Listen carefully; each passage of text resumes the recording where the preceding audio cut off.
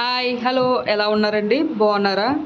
ఈరోజైతే మన రెసిపీ అరటికాయతో 65 అండి. చాలా బాగుంటుందండి. రసం కానీ అలాగే పప్పుచారుతో కానీ మనం ఈవినింగ్ స్నాక్స్ కింద కానీ ఈ చిప్స్ అయితే చాలా బాగుంటాయండి. ఈ 65 అయితే స్నాక్స్ కిందే పిల్లలు కూడా బాగా ఇష్టపడతారు. కంపల్సరీగా మీరు ట్రై చేయండి. చాలామంది అరటికాయ కూరది పిల్లలు అయితే చాలామంది అవాయిడ్ చేస్తారు కదా. ఈ 65 కానీ చేసి పెట్టారంటే వాళ్ళు చాలా ఇష్టంగా తింటారండి. వాళ్ళే కాదు పెద్దలకి కూడా అందరికీ కూడా ఈ 65 చాలా బాగా నప్పుతుంది. చాలా తొందరగా కూడా చేసుకోవచ్చు. మరి మనం ప్రాసెస్లోకి వెళ్ళిపోదాము. ఈ అరటికాయ 65 ఎలా చేసుకోవాలో లాస్ట్ వరకు కంపల్సరీగా చూడండి. మీకు బాగా నచ్చుతుంది ఈ రెసిపీ అయితే. ఇప్పుడు ఒక 5 అరటికాయలు అయితే తీసుకున్నామండి. ఈ 5 అరటికాయలు పైన అయితే చెక్కు తీసేసుకొని మనం వాటర్లో వేసుకొని బాగా కడుక్కోవాలి. తర్వాత రౌండ్గా అయితే రౌండ్గా 4 పలకలుగా అయితే 4 పలకలుగా మనం ముక్కలైతే కట్ చేసుకుందాము. చూడండి నేను ఈ విధంగా అయితే కట్ చేసుకున్నాను. కొన్ని రౌండ్గా కట్ చేసుకున్నాను, అలాగే కొన్ని 4 పలకలుగా చిన్న ముక్కల కింద అయితే కట్ చేసుకున్నానండి. ఇప్పుడు ఇవి నీటిలో వేసుకున్నాను కదా. ఇప్పుడు ఇవి తీసి ఒక గిన్నె అయితే వేసేసుకుందాము. నీరది లేకుండా పూర్తిగా తీసి గిన్నె అయితే వేసేసుకోవాలి. ఇప్పుడు మసాలా అయితే మనం తయారు చేసుకుందాము. ఒక బౌల్లోకి 1 కప్పు కార్న్ఫ్లోర్ అయితే దానికి పావు అయితే వరిపిండి అయితే వేసుకోవాలి. వరిపిండి వేసుకోవడం వల్ల మనకి మంచి క్రంచీగా అయితే వస్తాయి. కొంచెం కోటింగ్కే కాబట్టి కొంచెం వేసుకోండి. ఒక 6 స్పూన్లు కార్న్ఫ్లోర్ వేసానంటే 3 స్పూన్లు వరిపిండి అయితే వేసుకోవాలి. అలాగే ఫుల్గా స్పూన్ అయితే పూర్తిగా నేను పచ్చికారం అయితే వేసుకుంటున్నాను. ఇప్పుడు ఇందులో కొంచెం 1 స్పూన్ అయితే జీలకర్ర పొడి, అలాగే 1 స్పూను ధనియా పౌడర్ కూడా వేసుకుంటున్నాను.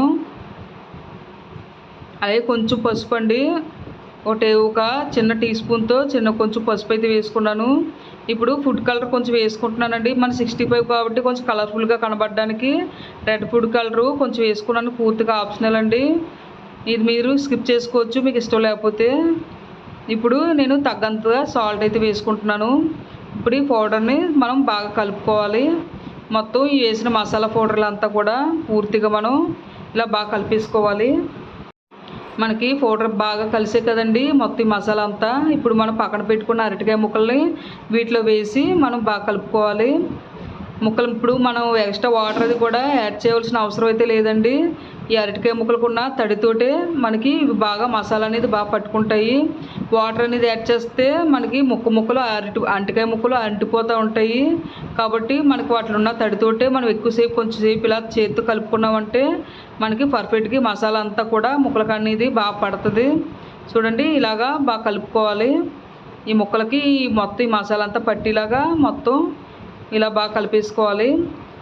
సరేనండి, ఇప్పుడు మనం ఆయిల్ అయితే నేను పక్కన పెట్టుకున్నాను. ఆయిల్ నాకైతే ఆయిల్ అయితే మరిగింది. హెవీగా ఆయిల్ అయితే మరగకూడదండి, మీడియంగా ఉండాలి. అలా అయితేనే ముక్కలు క్రిస్పీగా అనేది ఎగుతాయి. ఇప్పుడైతే నేను అరటికాయ ముక్కలు అయితే వేసుకుంటున్నాను. పొడిగా ఉన్నాయి కాబట్టి మనకి ఎక్కడ కూడా వండుకోవండి. ఇలాగ ఒక్కొక్క దాని కింద ఇలాగ ఆయిల్ అనేది ఇలా వేసుకోవాలి. ఇలా ఒక్కొక్క ముక్క చొప్పున ఇలా విడదీసి ఇలా ముక్కలు అనేవి ఆయిల్ అయితే వేసుకోవాలి. ఆయిల్ మాత్రం మీడియం మంటలో ఉండేలా చూసుకోండి. మరీ లో మంట కాదు, అలానే మరీ ఫుల్గా కాకుండా మీడియం మంటలోనే ఈ 65 ముక్కల్ని ఈ అరటికాయ ముక్కలు అనేది వేయించుకోవాలి. నాకైతే చూడండి అరటికాయ ముక్కలు అయితే వేగాయి కదా, నాకు 70% వేగాయండి.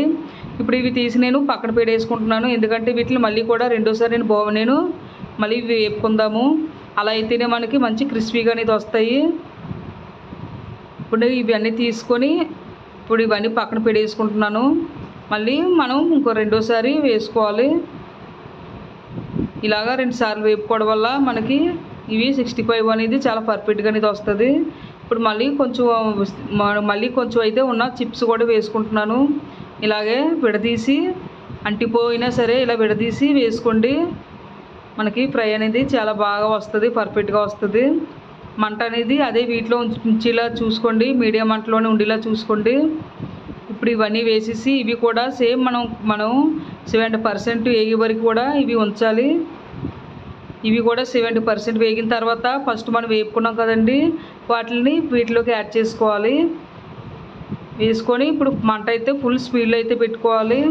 ఫుల్గా మంట అయితే పెట్టుకుంటే ఇప్పుడు ఇవి కలిపి రెండు కూడా మనకి బాగా మంచి క్రంచీగా అయితే వేగుతాయి. ఇలా అయితే చాలా పర్ఫెక్ట్గా మనకి 65 అనేది చాలా పర్ఫెక్ట్గా అయితే వస్తుందండి. కంపల్సరిగా ఇది మీరు ఇలా ఫాలో అయ్యి చేశారంటే చాలా బాగుంటుందండి.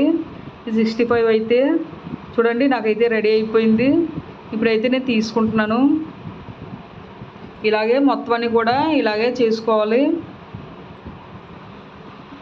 మొత్తం కూడా ఇప్పుడు మనం ఇలా తీసేసుకోవాలి. ఇప్పుడు ఇందులోకి నేను ఒక 5 పచ్చిమిరపకాయలు సన్నంగా చీల్చుకొని అలాగే కొంచెం కరివేపాకు కూడా ఇందులో వేసుకొని వేపుకుంటున్నాను. ఫ్రైలోని ఇవి కలుపుకుంటే మన ఫ్రై అనేది బాగుంటుంది. చూడండి ఇలాగా కొంచెం ఇలా వేగిన తర్వాత ఇవి కూడా తీసేసుకుంటున్నాను. అంతేనండి, మనకి 65 అయితే రెడీ అయిపోయిందండి. చూడండి ఎంత కలర్ఫుల్గా ఉందో. 65 చాలా బాగుంటుందండి. చాలా క్రిస్పీగా క్రంచీగా ఎక్సలెంట్గా ఉంటుందండి. చాలా ఫాస్ట్గా కూడా మనకు తయారైపోయింది. మనం ఇలాగా రౌండ్గా కట్ చేసుకున్న ముక్కలు అయితే మనకి చిప్స్ టైప్లో ఉంటాయండి. చాలా క్రిస్పీగా కరకరలాడుతూ ఉంటాయి. అలాగే మనం చిన్న చిన్న ముక్కల కింద కోసుకున్నాం కదండి, అవి అయితే పైన క్రంచీగా లోపల సాఫ్ట్గా ఉంటాయి. చాలా బాగుంటుందండి. కంపల్సరీగా మీరు ట్రై చేయండి. ఓకేనండి, మీకైతే ఈ రెసిపీ అయితే నచ్చితే లైక్ చేయండి, షేర్ చేయండి, సబ్స్క్రైబ్ చేసుకోండి నా ఛానల్ని. కంపల్సరీగా మీరు ట్రై చేయండి. మీకంటే ఎలా వచ్చిందనేది నాకు కామెంట్ సెక్షన్లో కామెంట్ అయితే పెట్టండి. కంపల్సరీగా ట్రై చేయండి.